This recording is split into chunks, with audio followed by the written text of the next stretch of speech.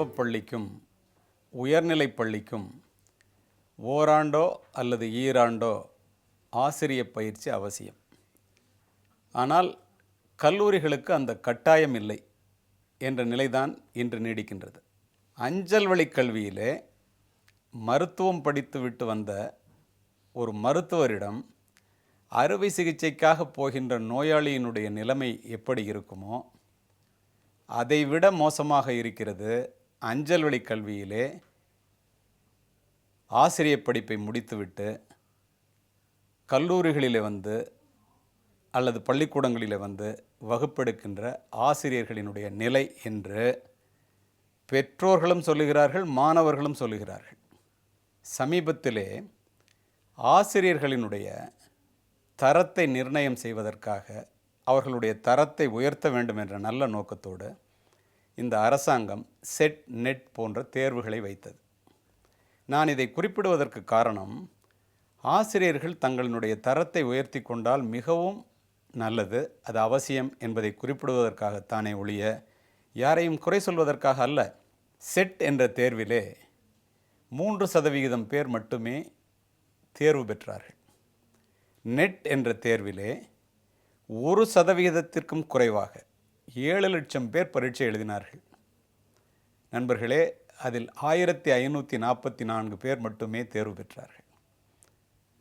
ஆசிரியர்கள் கொத்து கொத்தாக ஃபெயிலாவதை பார்த்த மாணவர்கள் மட்டுமல்ல, இந்த சமூகமே அதிர்ந்து போனது. இதை இந்த இடத்திலே நான் குறிப்பிடுவதற்கு காரணம் என்ன தெரியுமா?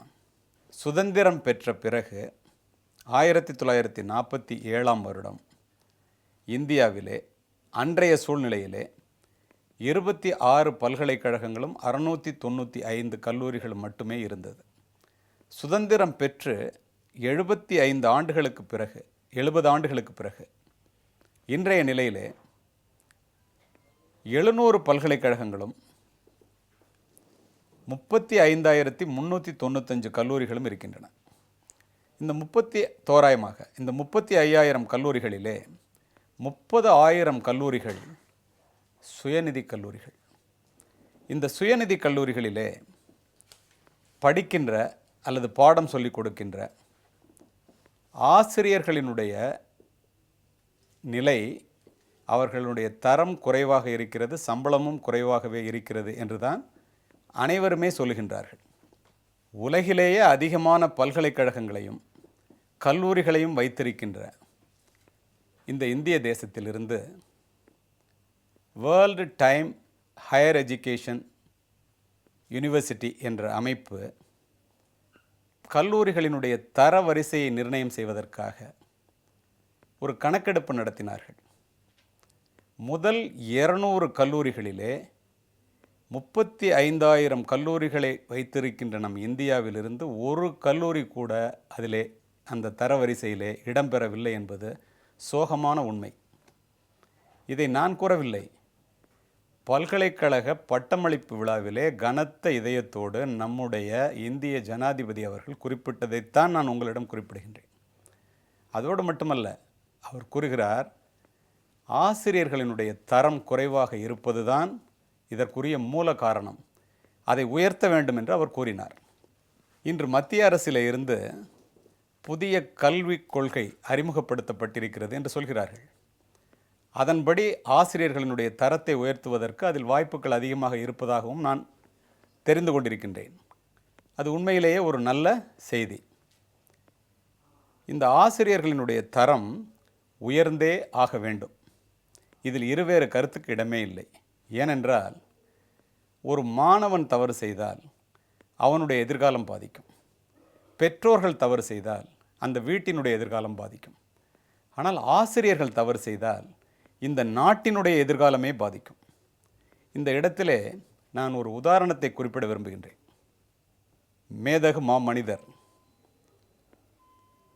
திரு சங்கர் தயாள் சர்மா அவர்கள் ஜனாதிபதியாக இருக்கும்போது மஸ்கட் நாட்டிற்கு அரசுமுறை பயணமாக சென்றார். விமான நிலையத்திலே அவரை வரவேற்பதற்கு அந்த நாட்டினுடைய அரசர் வந்திருந்தார். வழக்கமாக எவ்வளவு பெரிய தலைவர்கள் சென்றாலும் அரசர் விமான நிலையத்திற்கு வருவது என்பது புரோட்டோக்கால் இல்லைன்னு சொல்லுவாங்க. அது வழிமுறை அல்ல, அது ஒரு முறை அல்ல. அவர்கள் அதை கடைப்பிடித்ததில்லை என்று சொல்லலாம். ஆனால் அன்று அரசரே வந்திருக்கின்றார். விமான கதவு திறந்தவுடன் படிகளிலே திரு சங்கர் தயாள் சர்மா அவர்கள் ஜனாதிபதியாக, இந்திய நாட்டினுடைய ஜனாதிபதியாக இறங்கும்போது அந்த அரசர் படியிலே ஓடி சென்று அவருடைய கையை பிடித்து கட்டி தழுவி அவரை அழைத்து வருகின்றார். எல்லோரும் அதை வியப்போடு பார்க்கின்றார்கள். ஒரு ஜனாதிபதியை வரவேற்பதற்கு இவ்வளவு பெரிய தலைவர்கள் வரும்போதெல்லாம் வராத இந்த அரசர் இப்படி வந்து படியிலே ஏறி கட்டி தழுவி தழுவி கையை பிடித்து அழைத்து கொண்டு வருவதற்கு என்ன காரணம் என்று வழக்கமாக பத்திரிகைத்துறை நண்பர்கள் கேட்பதைப் போல அறிமுக உரையெல்லாம் முடிந்த பிறகு இந்திய ஜனாதிபதியை வரவேற்பதற்கு அரசர் விமான நிலையத்திற்கு வந்ததற்கு ஏதேனும் சிறப்பு காரணம் உண்டா என்று கேட்கின்றார்கள். அதற்கு அந்த அரசர் குறிப்பிட்டார், நீங்கள் என்னை அரசராகவும் அவரை ஜனாதிபதியாகவும் பார்க்கின்றீர்கள். இந்திய நாட்டிலே பூனாவிலே பல்கலைக்கழகத்திலே நான் மாணவனாக படித்து கொண்டிருக்கும் போது எனக்கு ஆசிரியராக இருந்து பண்பு நலன்களை சொல்லிக் கொடுத்த என்னுடைய ஆசிரியரை வரவேற்பதற்காக நான் ஒரு மாணவனாக இங்கே வந்தேன். இன்றளவும் என்னிடம் ஒழுக்கம் குறையாமல், பண்பு குறையாமல் ஒரு நல்ல அரசராக நான் ஆட்சி செய்கிறேன் என்று நீங்கள்லாம் இப்போது குறிப்பிட்டீர்கள். அந்த மேடையில் அவ்வாறு பேசினார்கள். அதற்கு முழு காரணம் என்னுடைய இந்த ஆசிரியரே என்று குறிப்பிட்டார். அத்தனை பேரும் வியந்து போகும்போது ஜனாதிபதி அவர்கள் நெகிழ்ந்து போனார். அப்போது அதோடு அவர் குறிப்பிடுவதை நிறுத்தவில்லை. இந்தியர்கள் ஆசிரியர்களை தெய்வத்திற்கு நிகராக பார்க்கின்றார்கள். நானும் இந்தியாவிலே பூனா பல்கலைக்கழகத்திலே படித்தவன் அல்லவா, அதனால் என்னுடைய ஆசிரியரை தெய்வத்திற்கு நிகராக நான் பார்க்கின்றேன், அதனால் அவரை வரவேற்பதற்காக இங்கு வந்தேன் என்று கூறினார்.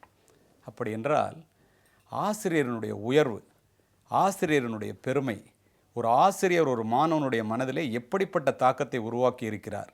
அரசரான பிறகு கூட மாணவனாக வருகிறார் என்றால் அப்படிப்பட்ட ஆசிரியர்கள் தான் இன்று நம் நாட்டிற்கு தேவை. வெற்றியாளர்கள் மட்டுமல்ல, பண்புள்ள பிள்ளைகளை உருவாக்குவதற்குரிய ஆசிரியர்களே இன்று தேவை என்று காவல்துறை அதிகாரியாக நான் உணர்கிறேன். நன்றி, வணக்கம். மீண்டும் நாளை சந்திப்போம்.